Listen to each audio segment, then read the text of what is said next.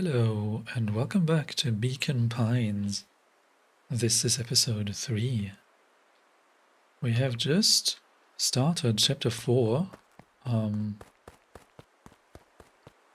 where we had an interesting decision. Oh, Luca, what the hell are you doing out here?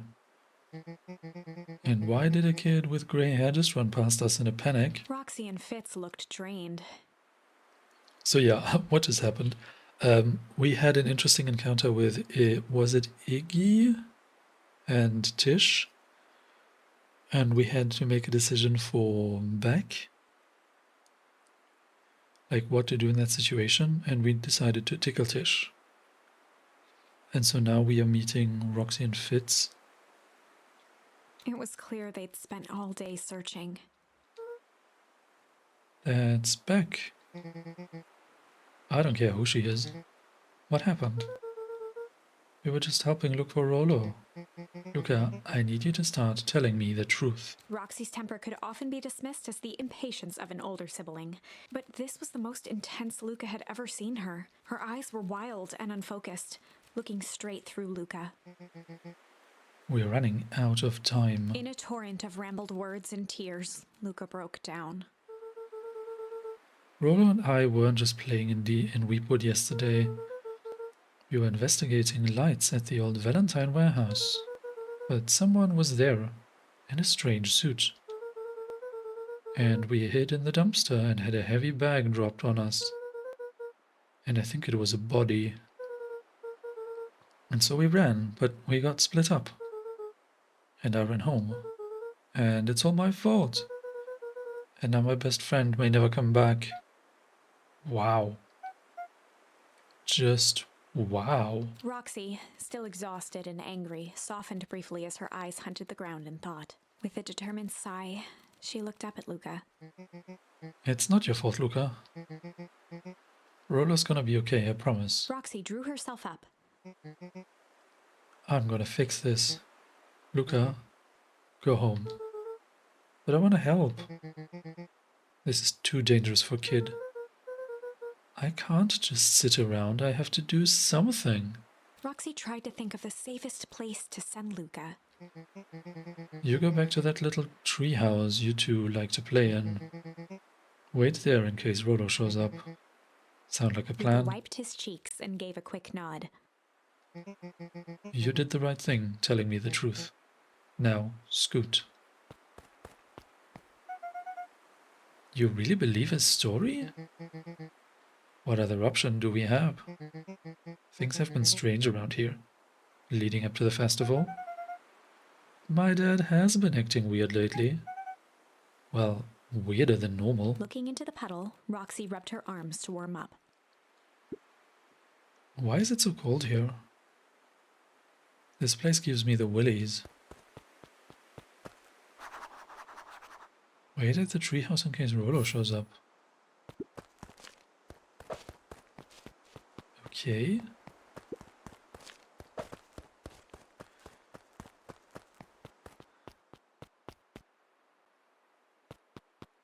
So we don't want to head straight to the treehouse, do we? Might be worth looking around a bit. I'm still kind of looking for more of these charms to find new branching points. Or like branches. Mr. Nuncree jumped with a start. Whoa, don't sneak up on an old fella like that. Sorry. Who were you talking to? What? Luca motioned to the phone booth. Oh no. I was just checking because I thought I heard it ring. But the dang thing never does, of course. Yeah, I've never seen anyone use it really. The whole thing's a waste of money if you ask me. Any word from Rollo yet? Not yet. Long time for a boy to lose his way. Rollo knows those woods too well to get lost. I suppose you're right. Silly boy's antics have this whole town worried sick. Antics? We all know Rollo likes to play his little pranks. You think this is a prank? What other possible explanation could there be? He's not playing a prank and he didn't get lost. Someone took him, I know it. How would you know that? Unless... Luca, is there something else that you know?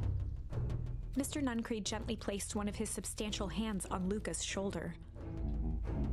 Dang it, boy, if there is something you know, something that could help your friend, you need to tell folks. Luca peered up at Mr. Nuncreed. Kind eyes warmed a stern face.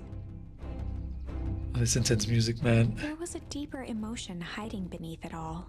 It was subtle, but Luca could sense something eating away at him. There was a shame lurking behind those eyes? What? There was a shame lurking behind those eyes. A deep sadness. If Mr. Nuncreed was that worried about Rollo, maybe he could help. Yesterday, Rollo and I were messing around at the old Valentine warehouse. Mr. Nuncreed raised an eyebrow. Both of you? You were with Rollo when he went missing? Not exactly. I was hiding in the dumpster. The dumpster? What were you doing in there? At first we were just looking around. Then someone in a strange yellow suit came and dumped something on us. We both got scared and ran. That was the last I saw of him. You got scared by some garbage? Well, that's why you don't go skulking about someone's dumpster. But it wasn't garbage, I think. I think it was a body. I'm sure it was just some trash. No, there was a name tag. It said Deep Engineering. Mr. Nuncreed's shoulders slumped. Wish you wouldn't have said that. A deep sigh bellowed from his chest. Why did you have to? I tried, Luca. God knows I tried to keep you safe. Luca attempted to take a step back, but Nuncreed's hand clamped down on his shoulder. But you Van Horns just can't keep yourselves. Can't help yourselves, can you? We were all so close to being done with this. Firm shove, Nuncreed manhandled Luca into the phone booth. What are you doing? It's out of my hands now. The door latched shut with a mechanical hiss. Shit. As Luca pounded the glass, the floor dropped from under his feet. The inside of the phone booth was now a loose capsule plummeting at gravity's whim.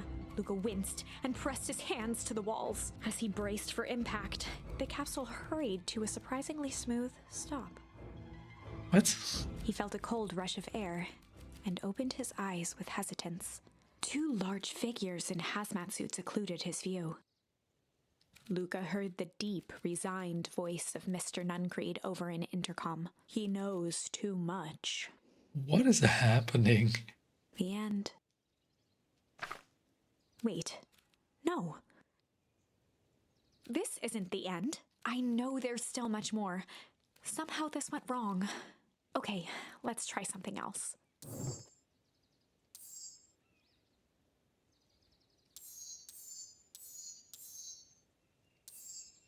Okay, we only have one branch we need to try.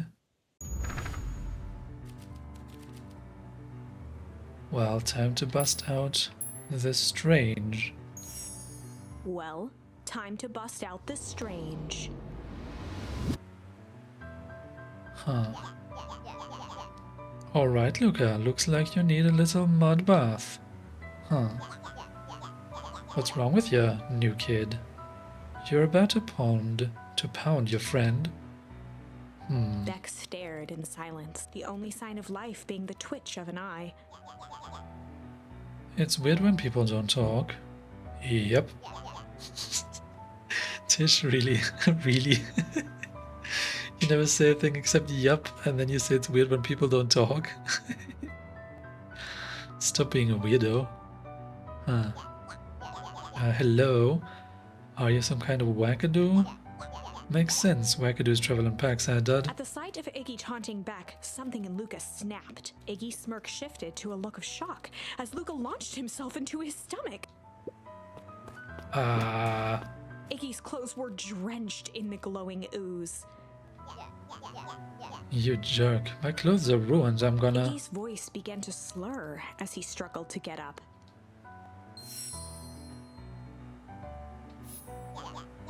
I don't feel so good. Help? I'm sorry, I just... Oh, shit. Yup.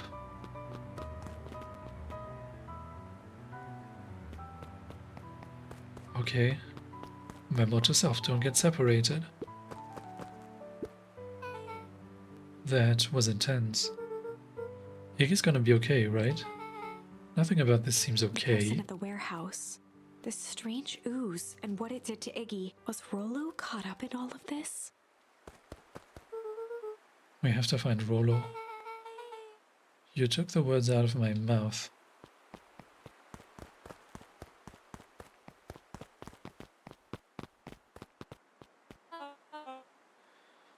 Whoa there, little buddies.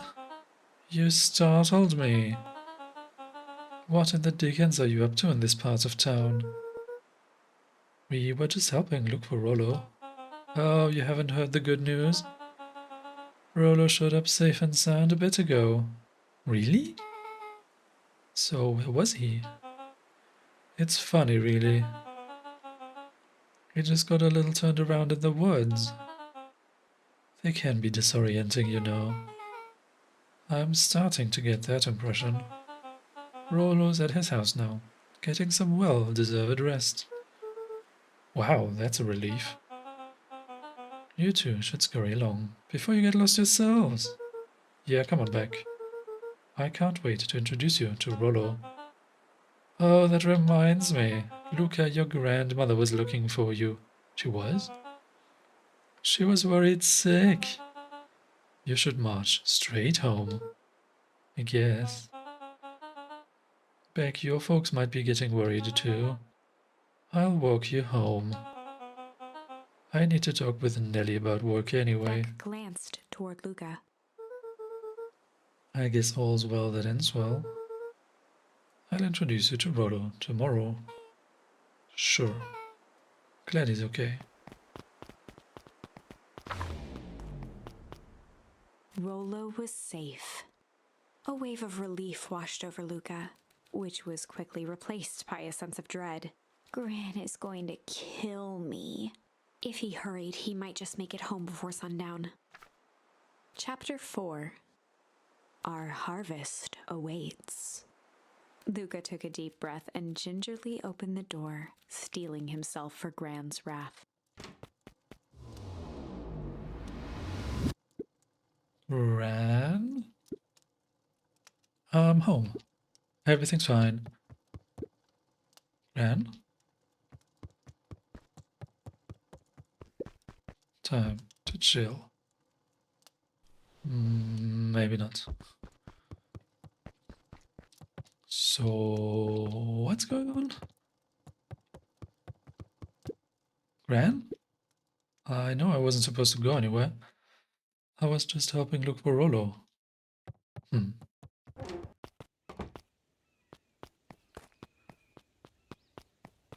Ah, mysterious, mysterious.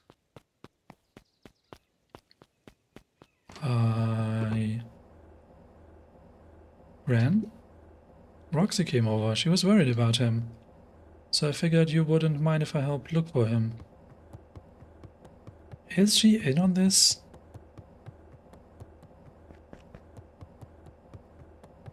Because clearly she has a special relation with this Nuncrete guy.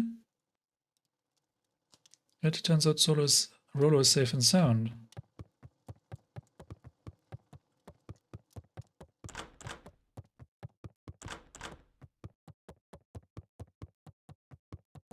Luca was alone. The house was empty. So Grant's not back yet. I guess that's a good thing. Nothing to do now but sleep, I guess. Luca was sitting by the pond, listening to small waves lap against a rock. His father sat in a folding chair in front of him. Without turning, he spoke. "Why don't you grab me some nice bait?" "Sure thing, Dad." Luca hopped over to the tackle box and popped open the lid. Inside was a rolling, buzzing mass. "We're fishing with bees?" Luca's father gave a warm chuckle. "Well, you catch more fish with bees than honey. Pick us out a good one." Luca closed his eyes and plucked out a bee. He could feel its wings struggle between his finger and thumb. Holding it at arm's length, he hurried over. His father deftly baited the hook and examined his work. "Interesting choice." With a practiced flick of the wrist, the line buzzed in a graceful arc. The water accepted it without a splash or ripple. "The wrong choice, but I respect it." What is happening? The pond began to freeze over. "Sometimes we gotta make the wrong choice before we can make it right." Pallid ice propagated across the still surface with an alarming speed. Luca scrambled back as the ground beneath him turned cold. "Dad, I don't understand." "Sorry, kiddo. Understanding isn't always part of the deal." The relentless ice shot through the fishing line toward his father. "Dad, look out!" His father casually wound the reel. "None of it's your fault, you know. Never was." "Dad, we have to go." Luca grabbed his father's shoulders, trying to pull him away. "Please, you have to run." The ice crackled as it spread across his father's hands. "That's the thing about fishing, Luca." His chest began to crystallize. "You toss your hook in, and you never know what you're gonna pull out." A shock of searing cold ran up Luca's arms. He gave one last desperate tug. The chair tipped backwards in a single frozen mass. Luca tried to stop the momentum, but it was too late. He watched the icy form of his father slam into the hard ground, shattering into 1,000 pieces that crowded around his feet. "Dad, I don't understand. What does all this mean?" The gentle rustle of leaves was the only reply. What is happening? I guess this was just a kind of dream. Luca's eyes struggled to focus on the walkie-talkie. Rollo? Faintly, he could hear Rollo amongst the noise. Luca? Rollo, is that you? Luca? There? Rollo, it's in the middle of the night. Luca, thank God. Listen. I don't know how long this thing will work down here. Down here? Rollo's voice was coming through more clearly now, but some words were still just static. Listen to me. Someone grabbed me yesterday. What? The man in the hazmat suit? It was...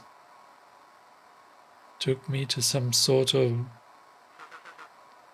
I think I'm underground. Underground? Are you okay? Kinda. They seem more interested in... for now, at least. Mr. Kerr said you made it back home safe. Kerr? No, trust. He's... Hold on, someone's coming. The signal went silent. Rollo? Rollo, where are you? Luca held still, waiting for a response, his pounding heartbeat marking the passage of time. Okay, I think they're gone. Getting worse. I can barely hear Rollo's you. voice began to fade. Losing signal. Not much time. Mission control.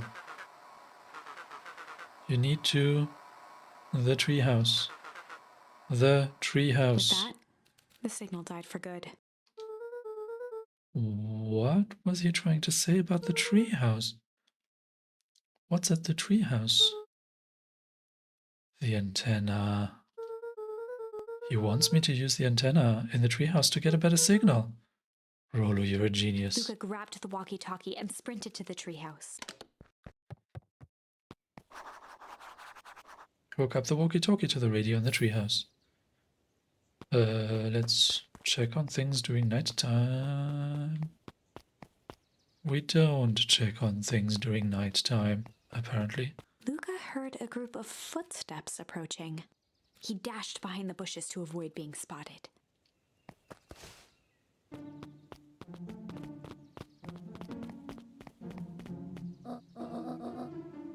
So we all understand our roles. You can count on me. I still think we need more time. This wasn't the original plan. Mr. Tolliver paused, shifting his eyes to one side. We're all in danger now. I, for one, refuse to sit idly by while that danger persists. Hiram, you just keep your wits about you. Mr. Tolliver took one long, quiet breath. You're right. You can count on me. I just wish we could have made that deal with Eris Valentine. Her resources would have still come in handy. As I said, I had no time to contact her after your call this morning. Plans change. How's Luca holding up? He's fine. We shouldn't lose sight of the fact that this is all. I know very well what all of this is for. We have no choice. Operation Sparkplug has a new objective. Are we in The three agreement? shared a determined look. What's happening? Good. We'll reconvene after the festival. Why is this so conspiratorial? What's the right word? Gran? Why are you meeting with Mrs. Fratelli and Mr. Tolliver late at night? Hey, Luca. Ah! Dawn, you scared me. How long have you been there? Just a few minutes. Earlier today, I saw Mr. Tolliver and your Gran enter the diner together. When my shift at the newsstand was over, they still hadn't left. So I used the greatest tool of any investigative reporter. Time. When they left, I tailed them here. What do you think they're up to? Whatever it is, they seem organized and determined. They mentioned the festival. Yeah, I heard that too. Has your Gran been doing anything different recently? Anything strange? She got a phone call this morning and rushed out the door. A call from Hiram Tolliver, it seems. She was either furious or terrified. Oh, both. Luca, be careful out there. I think we might be in the middle of the scoop of a lifetime. I will. Aren't you coming out? I'm gonna stake out here for a bit longer. See ya, Luca. Weird.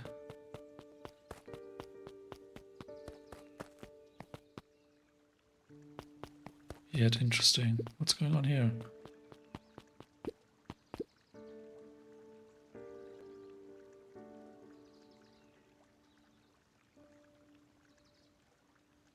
I did it. I changed the sign. Splendid. Did anyone see you? I don't believe so. You were right. It was simple enough to just rearrange the letters. Odd choice for a prank, though. In situations such as these, odd is good. The two boys shared a mischievous grin. I can't wait for everyone to see the big reveal. It should be quite memorable. Let's make ourselves scarce for now.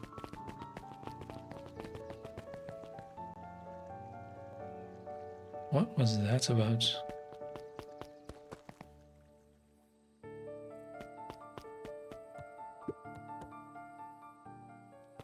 Let's try this bait thing again. We can try to struggle. Luca placed a sinker on the line. Sometimes the best stuff is at the bottom of the pond.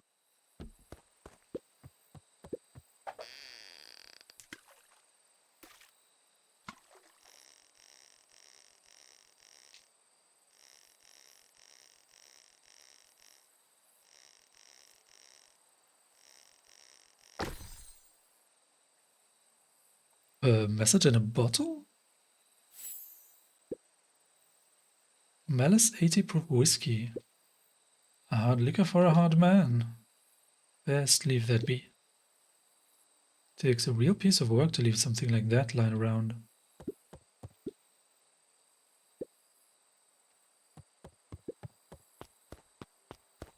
Okay.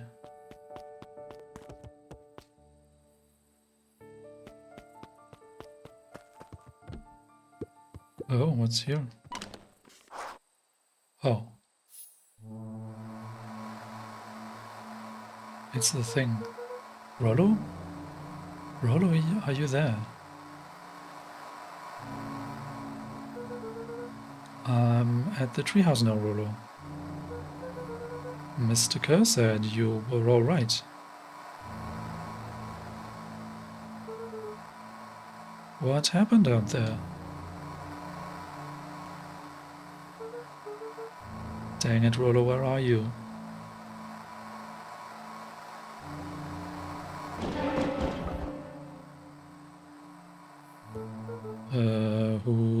Who's there? Luca could only see a cloaked shape behind the rocket. I've got weapons in here, so you'd better come out right He now. strained to hear as a muffled voice began. Weapons. How could you hurt something that's already dead? Fear gripped Luca's throat. Who are you? What? You don't recognize me? I guess I don't even recognize myself Luca stared at the anymore. ground for a moment, trying to place the dampened voice. Is it Iggy? The figure shifted slowly from behind the rocket, revealing itself to Luca. I'm a monster. And now they hunt me like the beast I am. Iggy. Luca reached over empathetically. Iggy's tone jolted to dejected anger. Don't touch me. This is all your fault. Luca slumped to the ground, overwhelmed by guilt. I'm so sorry. I didn't mean to. I lost control. So you couldn't control yourself for a second, and I get to be like this forever? There must be a way to fix this. Oh, you're gonna be my savior? Perfect little Luca saves the day with his positive attitude and his power of friendship. None of this matters, there's no time. They're after me. They chased me all through Weepwood. I only came in here to hide. Hide from whom? Who's after you? Luca! Luca! Rollo? It's not safe, Luca. Rollo, where are you? The treehouse. I'm at the treehouse, Rollo. Where are you? No, Luca, the treehouse isn't safe. They said they were going to the treehouse. I was trying to tell you to stay away from the treehouse. Who said they're going to the treehouse? The clipboards? What did I tell ya? Those perennial harvest wackadoos are after me. They've been chasing me, yelling questions at me. What sort of questions? They've been saying the same stuff that they always do, but it's different now.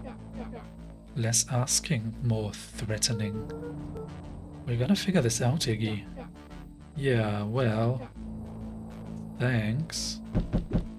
Hello? Is anyone present in this arboreal domicile? Crap, they found me. Luca, look at what's happening. Don't panic. You stay here and I'll see what they want. Oh, wow. Hello, Mr. Van Horn. We would love to hear your thoughts. Do you have time for an informal chat? We will be brief. Your time is valuable to us. Be down in just a second. Of course, of course, of course. We have a problem. Luca, you gotta get out of there. Who's out there? Is it them? Yeah, it's the clipboards. A bunch of them. How many? Maybe all of them? And yeah, you were right. They are saying the same stuff, but with the creepy knob growing to 10. Might young Iggy be present? We would love to hear his thoughts. Run. Iggy slumped to his knees. I don't know what to do. I'm just so tired. Luca, what do we do? Luca grabbed the walkie-talkie and headed for the window. Follow my lead. Luca and Iggy climbed up the back of the treehouse to its roof, where Rollo had constructed his MCDC, The what? the Mission Control Defense Cannon. I see. From behind the crowd of clipboards, William Kerr strode forward, a warm smile on his face. Iggy, there you are. You gave all of us a heck of a scare. Go away, just leave me alone. I'm so sorry, Iggy, but no can do. Don't worry though, we're here to help. Help? Then why were you chasing me? Luca, you can talk some sense into your... Luca, can you talk some sense into your pal here? Just look at him, he's not well. What's wrong with him? What did that gunk do to him? Well, that's a pretty honking big question, Luca. All you need to know is that he's sick. He's real sick, Luca. I just need you to let us up there and take care of him. You told me Rollo was okay, that he was back at his place resting. He is, poor fella just got a little lost. That's a lie. That is a hurtful thing to say, Luca. I thought we were buddies. Why, because he lets you rumble on like a wackadoo? Nobody likes you, you creep. Kerr's smile faltered. Why don't you pop on down here so we can have a face-to-face? Yelling like this is gonna give us all a heck of a sore throat. And who wants Luca's that? grip tightened on the MCDC. What did you do to Rollo, you liar? Oh shucks, Luca, the only teeny tiny fib I told you was that he was at home. He is resting and he is perfectly safe. For now at least. What happens next to him? What happens to him next is up to you, Luca. Look around. You're in quite a pickle, and I'm the only person in the whole wide world who can help you. You get to decide how this ends. Luca's mind raced. He was caught in a trap. What do you do when there's no hope? He wiped his cheeks with a sleeve. What are you gonna do, Luca?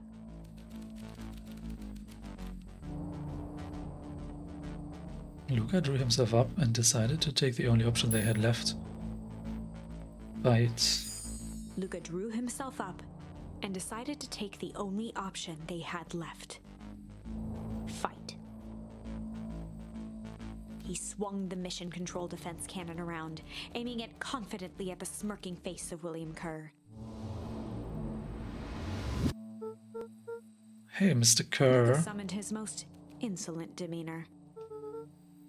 Rollo sends his regards. Hey, that was uncalled for. More than a little rude. And just plain unsanitary. Luca, I really did think we were good pals. What a shame that it's come to this. Kerr turned his back on the two boys. And this. With a nonchalant wave of the hand, he made his exit. As the clipboards began to slowly advance on the treehouse, Luca looked to Iggy with resignation in his eyes. The end. That escalated quickly. Maybe discretion was the better part of valor here. Let's put a pin in this for now. What in the world?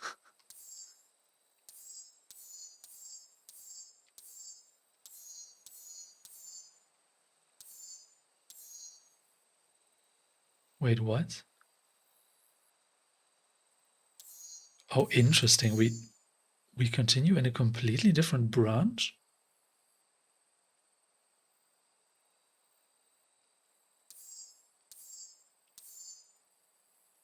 Put a pin in this for now. Curious.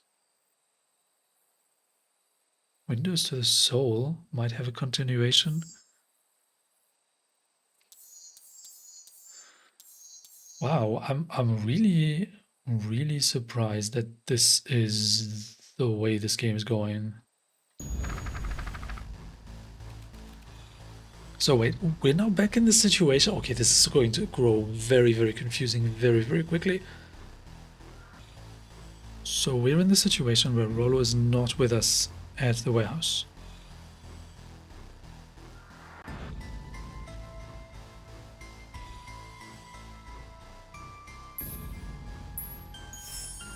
This is a story about struggle. Luca could hear a machine humming somewhere nearby. He felt around wildly, searching for something, anything that could help. His hands found a hard object, maybe a tile? He yanked it free, lifting the cold stone. Let me go! Luca swung the tile as hard as he could at the shape that still held fast to his leg. He heard the crack of glass as the stone hit the assailant's mask. With a muffled yelp, the hand let go. Luca was free and scrambled to the door. He never looked back once on the long run home. Chapter 3. What? We get a completely different chapter 3. This game's kind of crazy. I'm not gonna lie, this is very unexpected that it like makes these vast jumps to spots that I had considered a dead end previously, and they just start to like grow additional branches. That's pretty cool because that's something that you cannot really do in a choose your own adventure book. There, the tree is kind of there from the start, and you can see every branch from the get-go, basically. So when you reach a page in the choose your own adventure book, you see, oh, do you go left or do you go right? Later in your adventure, there's not suddenly going to be a third option. So this is why this feels so crazy. Because other than these additional branches appearing over time, up until this point, it felt very much like a choose your own adventure book. But even this is different now. This is pretty cool. I really like this. Everything's fine. The next morning, it was quieter than usual at the breakfast table. Only the sound of silverware and chewing interrupted the awkward silence. But you see, the weird thing is we know a lot of stuff now that none of the characters know about.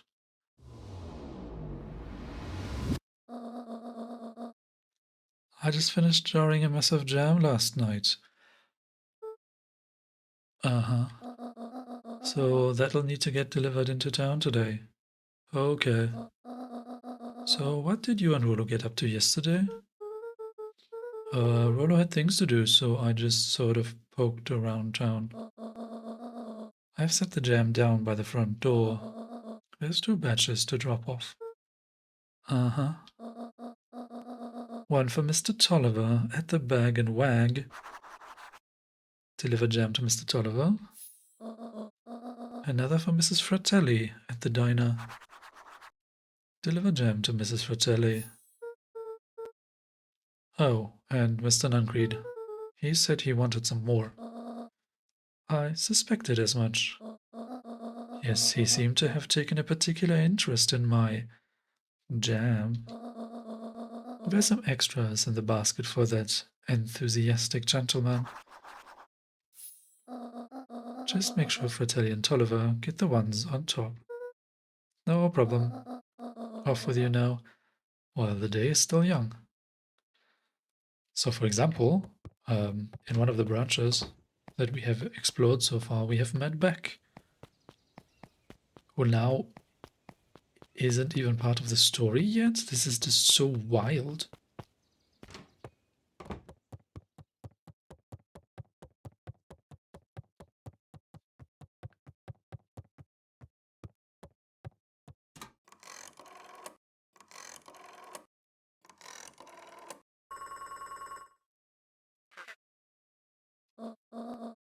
Hello, it's Juniper Hartford. Before you hang up, just hear me out. I have a business proposition. The simple matter is, we both have the same problem that needs solving. Very well, we can meet tonight.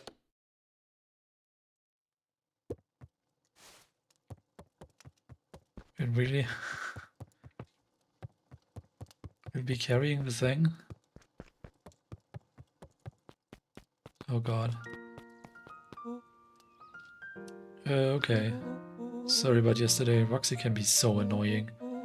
But good news, no more boring chores for me today. Did you make it to the old Valentine warehouse? So what did you find? Give me the dirt.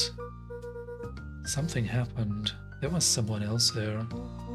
What? Who was it? Was it aliens? I knew it would be aliens. No. Zombies. No. Alien zombies? What else could it possibly be? Rollo, I've got to deliver these into town first. We can catch up after. Oh, it is a whole thing?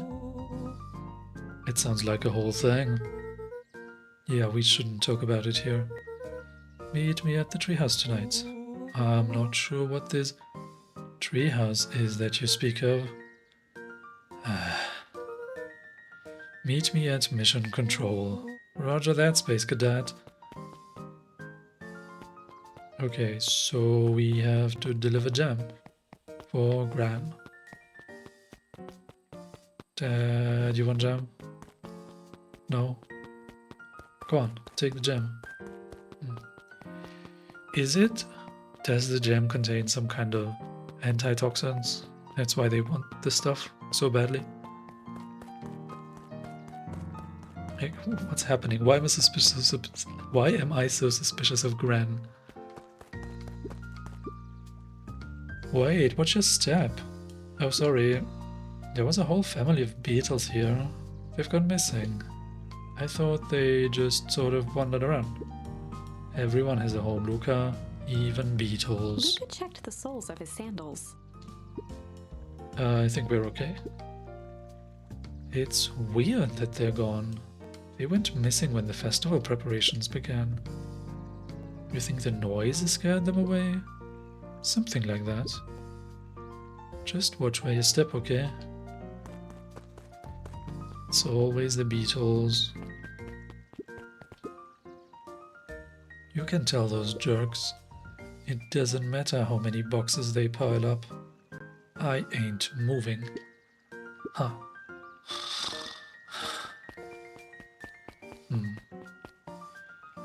So, where do we deliver stuff?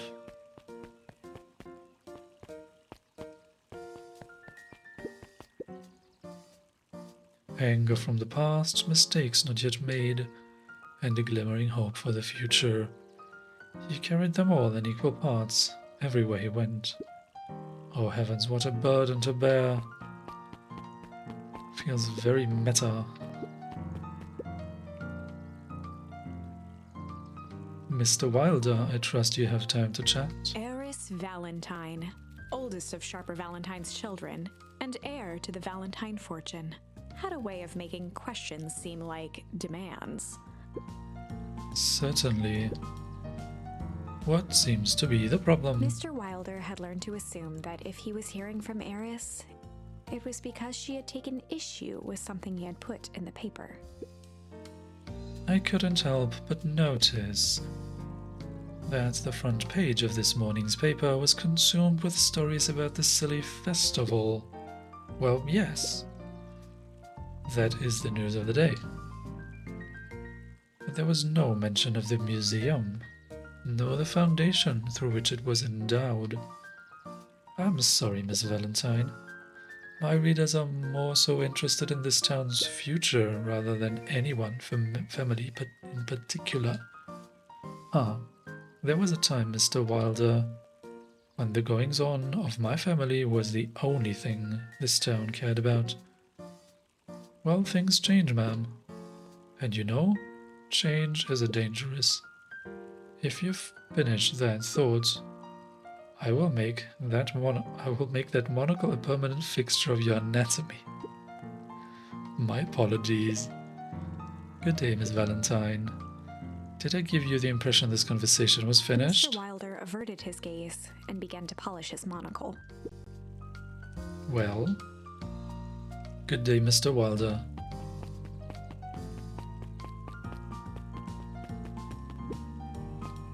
Why is everyone behaving in such a weird way?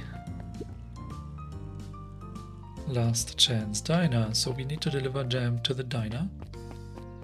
Oh hey, friend. Hey Dawn. Hey Luca, what's up? Dawn had dreams of becoming a big-time reporter. At night, she searched for the story that could be her big break. By day, she hawked papers at the newsstand. They got you on jam delivery, eh? Yep. Hey Dawn, have you noticed anything weird around town lately? What sort of weird things? Stuff going on at the old Valentine building.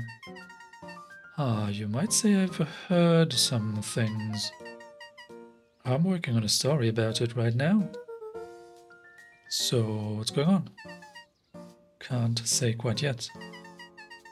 I still need to follow up on a few leads. Keep me in the loop, okay? Sure thing. Have you seen the new kid around yet? New kid? Yeah, came in from the big city.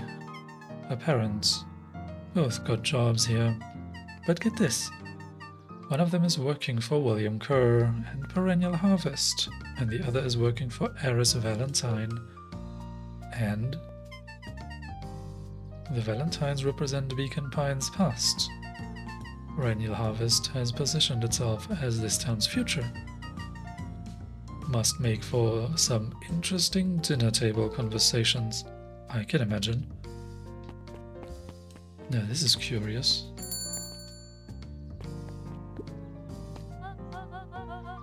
Well, if it isn't my favorite little jam runner. Hey, Mrs. Fratelli. Look at you. She leaned forward and pinched Luca's cheek. You're all skin and bones. Is your gran not feeding you? She is, it's just... I understand.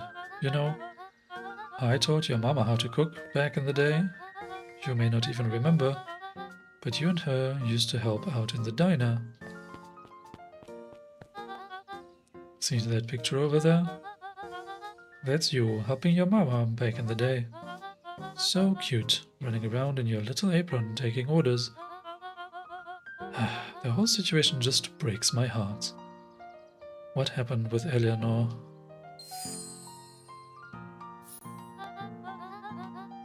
I've got a feeling she's out there somewhere, yearning to be with you again.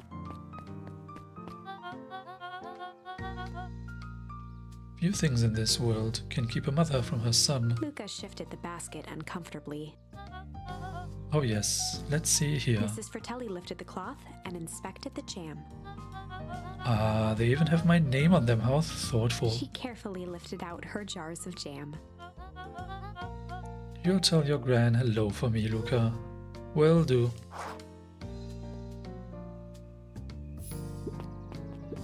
Luca squinted at the faded photo of him and his mom at the diner. Memories of that day came flooding back. Oh wow. We get another flashback with Mom this time?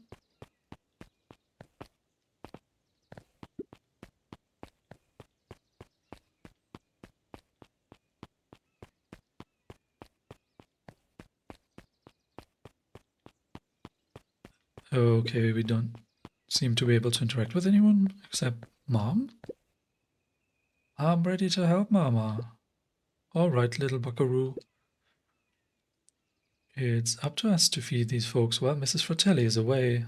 I've got to deal with the inventory before I can start cooking. Do you think you can handle taking some orders in the meantime? Yes, Mama. Oh, now we can interact. Hiya, Roxy. Luca? I'm helping. Wow, hopefully your work ethic will rub off on Rollo. What can I get you? I'm not really feeling like a burger. How about a chicken sandwich with bacon on top?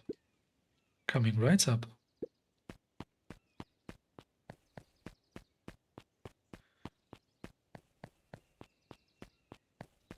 Oh, we need to actually bring it? Chicken sandwich? Bacon on top. What is this supposed to be? This is a burger. This is some kind of candy. Chicken tenders?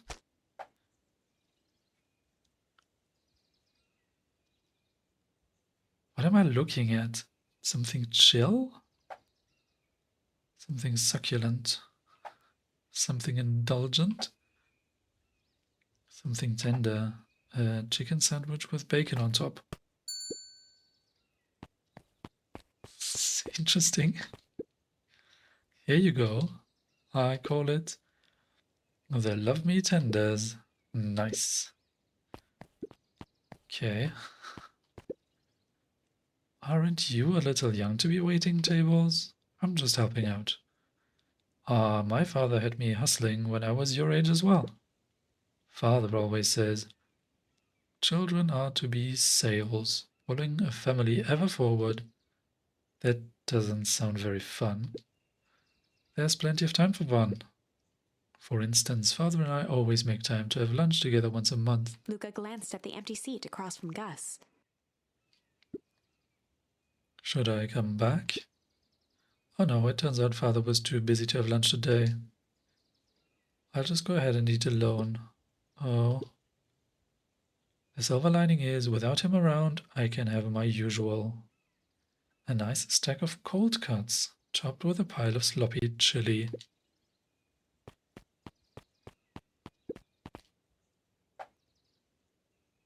Is this cold cut? I guess this is supposed to be cold cut. Chili? This is chill. This is weird. Succulent? These must be the chilies. It's a bit difficult to see.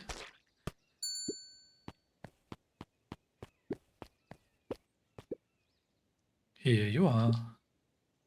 Cold cuts with steaming hot chili on top. I call it the hot and cold. That's perfect, thank you.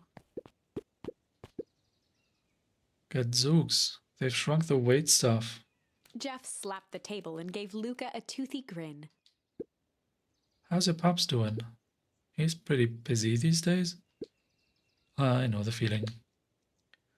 Tell him that fishing rod he ordered should be ready next week, will ya? Sure thing. I've been in the mood for something sweet. You got a burger that can satisfy a sweet tooth? A sweet burger? Yeah, and top it off with some grilled cactus. Grilled cactus?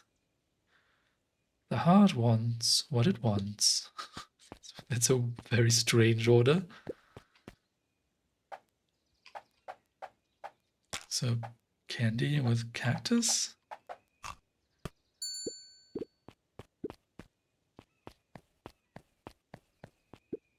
Here's your order. I call it the Sweet and Stabby. Now that's a burger with bite. Weird stuff. Looks like we're missing a few things. Why don't you run out and grab some more ingredients? Okay, I'll be back. I see what you're doing here, game. I see what you're doing here. This is really cool. So similar to how we have different baits for this fishing activity with Father in that memory, we now have different ingredients to collect for these orders at the diner with Mama. This is interesting. If I could just be left alone, young Mr. Van Horn. Oh, sure, sorry to bother you. It's just that Mr. Kerr has asked me to make the opening speech at the festival. Being mayor and all, you might expect me to be a charismatic speaker. The truth is I'm terribly nervous. They really don't think I'm cut out for this sort of thing. Cut out for being mayor or for public speaking? Both, I suppose. I never really chose any of this. It's more of a duty to my family. For our legacy. It sounds like a heavy burden. As for the festival, just speak from your heart. I'm sure it'll be great.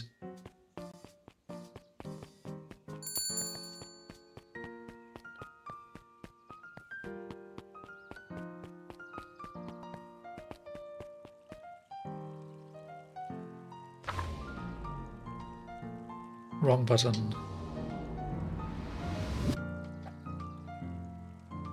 Deliver jam to Mr. Tolliver? Where is Mr. Tolliver? Oh, is this him? Huddled at his counter, Hiram Tolliver was meticulously shining apples. Right, they had mentioned that he usually has this grocery stand? More accurately, Hiram Tolliver was meticulously shining one apple. Hello? Yep. With a yelp, Mr. Tolliver fumbled the apple, flailing at the air as it fell. Oh, sorry. No bother, no bother. He leaned forward and lowered his voice. I see you have something for me. Yeah, Gran had some jam I'm supposed to give you. He leaned in a bit further. Jam? Yeah, these ones on top. She wrote your name on them. Mr. Tolliver leaned back, speaking loud enough for anyone to hear. Ah, yes, the jam. Thank you so much for delivering this jam to me. Forward and snapped up the jars of jam, giving Luca a little wink. I shall put it on my store shelves post haste. Okay, I should finish my deliveries. Of course. Of He course. leaned in for a final whisper. Of course. This is so weird. Why is he such a weirdo?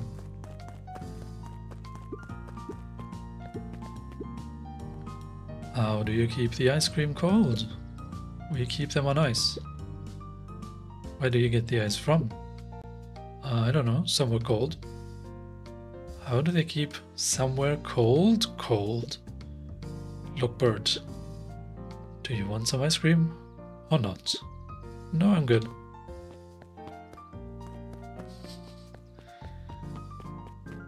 Whoa, we can enter the History Museum? Sharper Valentine's, a celebration of excellence. We all know Beacon Pines is a great town. What you may not know is great towns grow from mighty roots. And that is why you cannot tell the story of Beacon Pines without telling the story of one Sharper Valentine. Young Sharper's keen intellect and strong moral fiber led to a grand vision. A vision of a community dedicated to a better tomorrow. In his own words, a better tomorrow is within our grasp, but it requires a singular mind to harness it. Lucky for us, he decided to grow that vision here in Beacon Pines. And how does one grow a better tomorrow? With fertilizer, of course. Valentine's Fertilizer Company became the lifeblood of a town yearning for purpose. But then tragedy struck, a scientific experiment gone wrong. An accident which took Sharper away from us far too soon. To this day, we struggle to pick up the pieces. But one foul harvest isn't enough to stop the people of Beacon Pines. The spirit of Sharper Valentine lives on. It lives in the hearts of everyone with a dream for a better tomorrow. Together, we will follow his example and grow a bountiful future. Paid for by the Valentine family and the Valentine Fertilizer Company Remembrance Fund.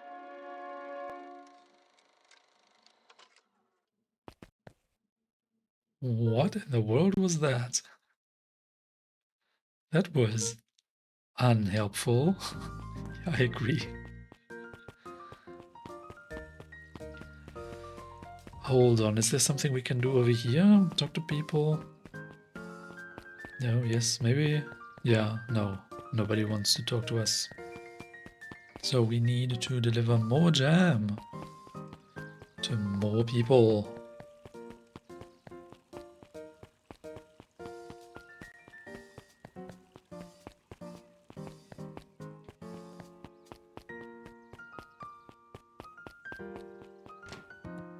Ha. Hey, Kado. Good afternoon, Luca. Can I help you find something? Maybe, maybe not. Try me. Well, there's been some weird stuff going on at the old Valentine warehouse. Can't say I know anything about the old warehouse. But empty hives don't stay empty for long. Huh? Kato motioned to the book in front of him. The more I read about bees, the more similarities I see with people. If a hive collapses and fails, it doesn't stay empty for long. A new queen will set up shop pretty quickly. So you're saying it would make sense for someone new to start using the warehouse? Nature abhors a vacuum. I thought history abhors a paradox.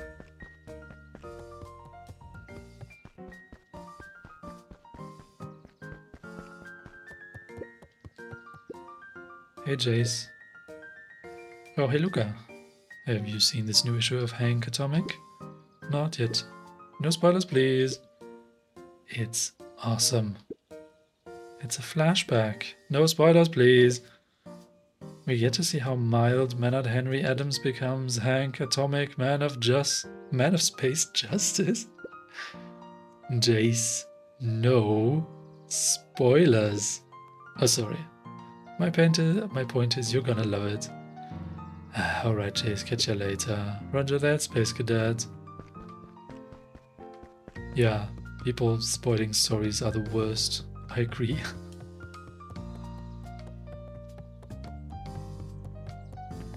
I'm honestly so happy that I had no idea this game mechanic worked this way. With rolling back time and whatnot. I really had no idea. This is so cool. I'd better not dilly-dally. But I get this jam delivered. Really. Got some jam for you, Mr. Nuncreed. Luca, you seem chipper. Well, aside from being on delivery duty, it's a nice day. Mr. Nuncreed eyed Luca for a moment, then nodded in agreement. I suppose it is. So, do you want your jam? Oh, right. Usually, Juniper drops those off herself. I guess she's busy today. Anyway, this is my last delivery for the day. Oh, in that Nuncreed case, snatched the basket from Luca. I'll hold on to the basket until the next time I see your gran.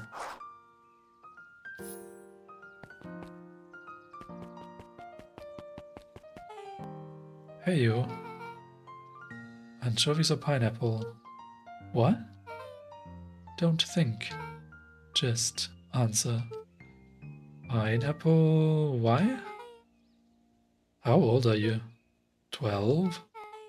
Perfect, follow me. Who are you? Anyone ever tell you ask too many questions?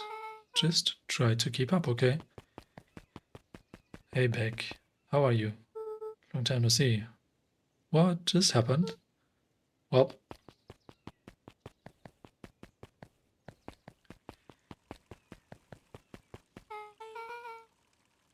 hey, what a crazy coincidence. Here's my new friend I was just telling you about. Oh, that's wonderful. Yep, we just hit it off. Oh, really? Get this, his favorite topping in the whole world is pineapple. His favorite pizza topping in the whole world is pineapple. Oh, and what is your new little friend's name? Beck locked eyes with Luca. The look on her face was equal parts expectant and desperate. Luca Van Horn, nice to meet you. I'm Nelly, and this is Elora. We're Beck's parents. Beck gave Luca a quick nudge. Oh yeah, Beck told me all about you.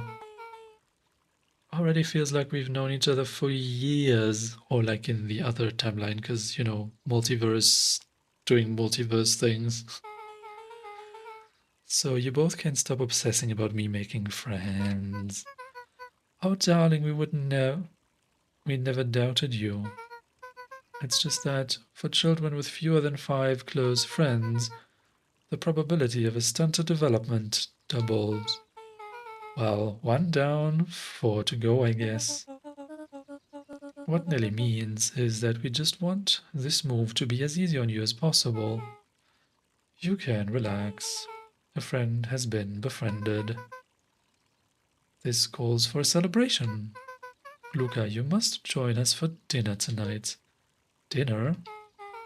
Wow, another coincidence. I actually already asked him, and he said he would love to. It's just wonderful. In that case, we should pick up some groceries. You two don't get into too much trouble now.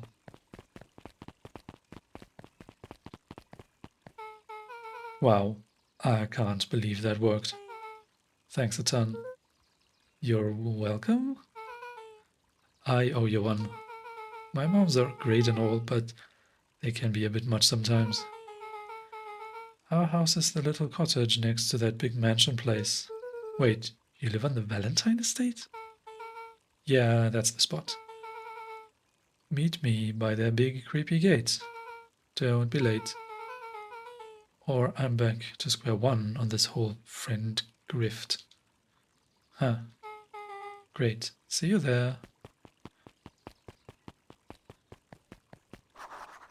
Meet back at the creepy gate. Okay. I think this is a good place to stop the episode. I hope the game just saved that this happened. If not, I guess I will cut ahead and get back to this point. I thank you a lot for watching. I'm very, very invested now. I really need to see how this all turns out because things get really weird. Things start to like they hint at crazy stuff happening here and there, and then they kind of rewind time, and then everything's kind of normal again. Because in some of the other timelines, things got really intense really, really quickly, and it's weird to see this dynamic in mood. Because right now everything's super, super chill, everything's nice, and like everything's pleasant, everybody's nice. But in the moment where we were at like the top of the treehouse, the command like mission control, where we were shooting things at the clipboards, that was intense, and it's wild how the game ramps up in intensity and then drops again. You don't see that quite so drastically so often. It makes for an interesting dynamic, and you're not quite sure still where anything is going, like who's exactly in league with whom, and like who's the good guys, who's the bad guys. Feels a bit weird. I'm especially suspicious about our Gran doing wonky stuff, but she might be among the good people. I don't know. It's very confusing and a bit unpredictable for me, and I love that. I really, really love that. Anyways, I hope to see you next time.